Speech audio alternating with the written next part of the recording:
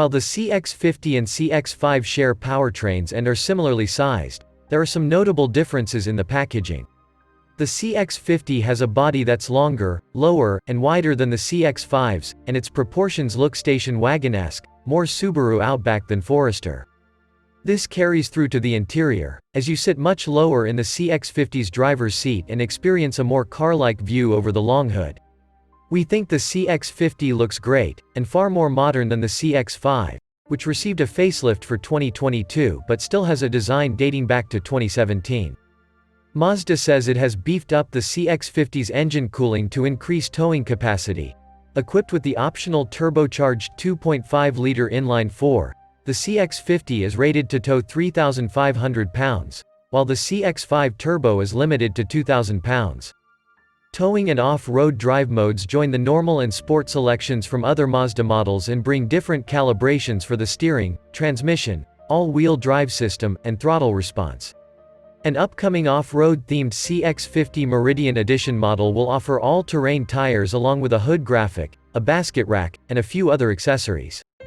While our drive route included a short off-road portion, most of our time spent in the CX-50 was on pavement. We drove the fully loaded 2.5 Turbo Premium Plus, which starts at $42,775. Given that it's turbocharged 2.5-liter inline-4, which makes 256 horsepower on 93-octane fuel and 227 horsepower on 87-octane. And 6-speed automatic transmission are shared with upper trims of the CX-5, much of the driving experience is familiar. We'd assume the same will apply to the CX-50's base powertrain, a naturally aspirated 187 HP 2.5-liter inline-4 also shared with the CX-5. The turbo engine provides a strong swell of torque early on, and the transmission shifts crisply. And, especially in sport mode, does a great job of predicting what gear you want to be in.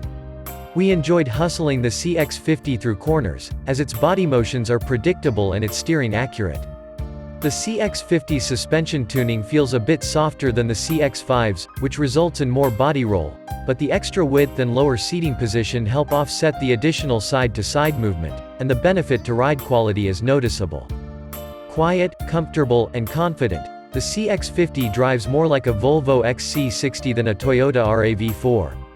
And while we only sampled the top trim's interior, which has upscale brown or black leather with contrasting stitching, we found the cabin to be considerably nicer to look at and to touch than anything in the mainstream segment.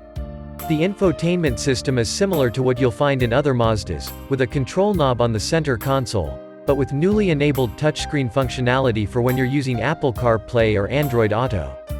While headroom is slightly diminished compared with the CX-5, the CX-50 is plenty spacious for 4 adults, if not quite as cavernous as the Honda CR-V.